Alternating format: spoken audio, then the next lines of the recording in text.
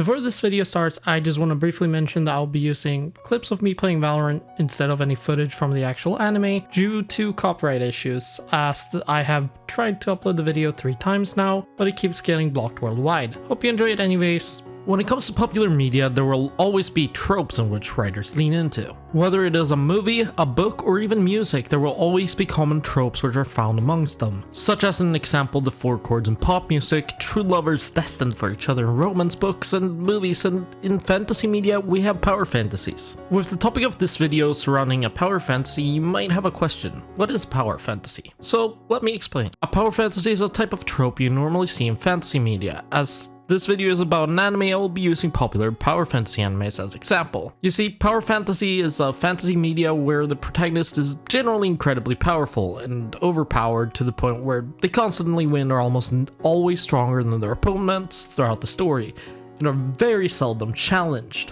Examples of this are animes such as Sword Art Online, Misfit of Demon King Academy, yes, that incredible show. Lastly, the topic of today's video, solo leveling.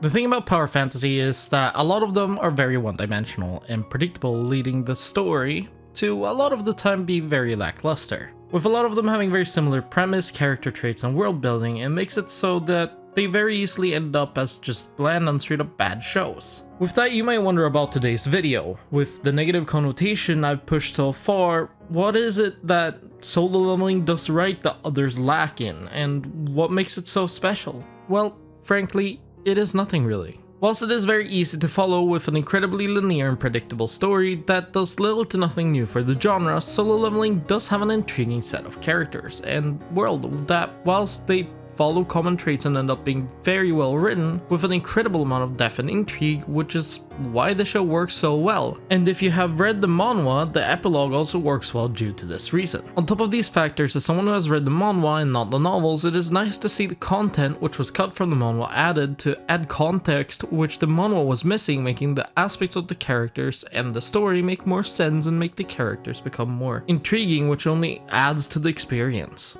The animation is also phenomenal. Whilst I personally prefer the manhwa's art style, it is nice to see the animation be so good, and the animators have clearly made sure to make it as good as possible. On top of this, the soundtrack is great, and whilst I'm not the biggest fan of the ending theme personally, the opening theme, Level by the legendary Hiroyuki Sawano and the K-pop group Tomorrow X Together, is genuinely amazing and fits the storytelling of solo leveling perfectly. We don't always need something new for it to be good. In my last video about Freerun, I referenced solo leveling as a generic power fantasy story, which it is.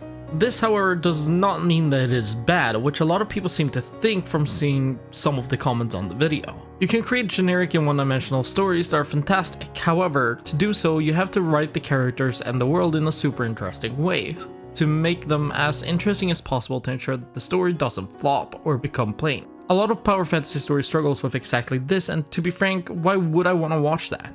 If the characters and world are boring and the story is genuinely one-dimensional and predictable story, what is there to make it interesting? This is why I value solo leveling so much. Whilst it is very generic and very plain in the story aspect, it more than makes up for it in other aspects, which is what I, in my personal opinion, think makes it so great. And on top of that, this is why I don't think it's a bad show.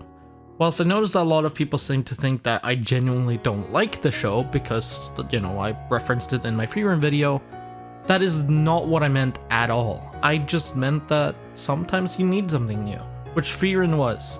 But that does not mean that some of these existing shows that are power fantasies and are leaning into generic aspects of power fantasy are bad. Because let's be honest here, while solo leveling is very generic and very bland in the sense of that it's a very typical power fantasy, it is still very good. And I'm not gonna blame anyone who enjoys it, because I enjoyed it. But hey, we all have different opinions, so if you want to voice yours, feel free to do so in the comments below. With that being said, I hope you have enjoyed this video, and I will see you all later. Goodbye.